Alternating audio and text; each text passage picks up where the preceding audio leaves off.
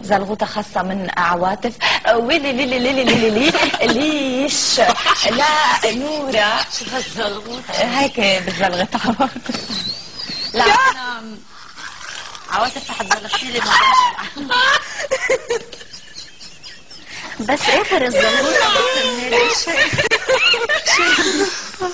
ولي ولي ولي ولي. يلا بنكمل نحن على الهوا. اسبيرانس بدي اتمنى لك تولدي بالسلامه. ناتالي بدي اتمنى لك تخطبي وشي شاب يجي ويقشك. نورا بدي اتمنى لك تتزوجي ونفرح منك قريبا. برجع بقول لك زلغوطه جديده. ولي لي لي لي لي لي ليش رح نتوقف مع ريبورتاج عن الريبورترز لانه شغلهم مدني وقاسي وبنوجه لهم تحيه. رح نشوف سوا ريبورترز كيف عيد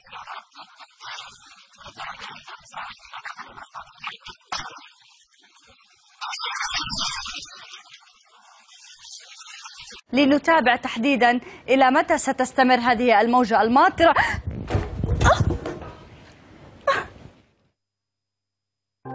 نتمنى السلامة أولا لأحلام. أنا أؤكد لكم أنها قامت بحمد الله. بتعرف صيبة عين ربما. تفضل.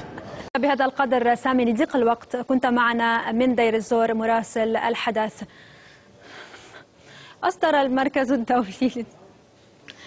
المركز الدولي للدفاع عن حقوق الإنسان تقريرا أحصى فيه وجود 24 ميليشيا شيعية تقاتل في سوريا أغلبهم عراقيين وإيرانيين. الجنس شغلك من وانت عمرك 5 سنين وقت ما كان انت ادركتي. ما انا ادراكي ده ابن كلب مش عارفه اعمل فيه ايه النهارده. خلاص بقى اعمل ايه وانت عمرك. تتواصل المؤتمرات الجماهيرية للتعريف بالدستور. استقبل رئيس مجلس الوزراء الدكتور حازم الببلاوي وعودة لمتابعة سير تصويت المصريين بالخارج حيث ابتسم. انت على طول مربي دقنك كده؟ بصي انا يعني وانا صغير ربيتها. يعني بالحق في حاجه لازم اقولها. انا ما شفت صورتك كده انت شبه فاطمه رشدي. المفروض تمثلي. يا ده رجعتي ورا قوي كده. او اسمك عسل بس انت لحظه قشطه. خلينا في موضوعنا بقى عشان اليوم كده هتاكل الجو. حليت المشكله ما بين البورسعيدي بيتعامل مع اليهودي ازاي؟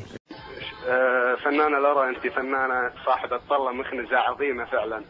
ونحبك ولك قاعدة جماهيرية كبيرة في الكويت. الحمد لله. بس حبيت اعرف السايز تبع البكيني لو سمحتي. نعم. السايز تبع البكيني. السايز تبع تفضلي لو تحية لكل شباب الكويت. اول شيء ما شاء الله شو هالاخلاق الرفيعة. انه ان شاء الله ما يكونوا تضايقوا منك المشاهدين وما زدناها عليهم. بس بتمنى الاتصالات انه مش انا حكون معك انه شوي يكون في ادب اكثر.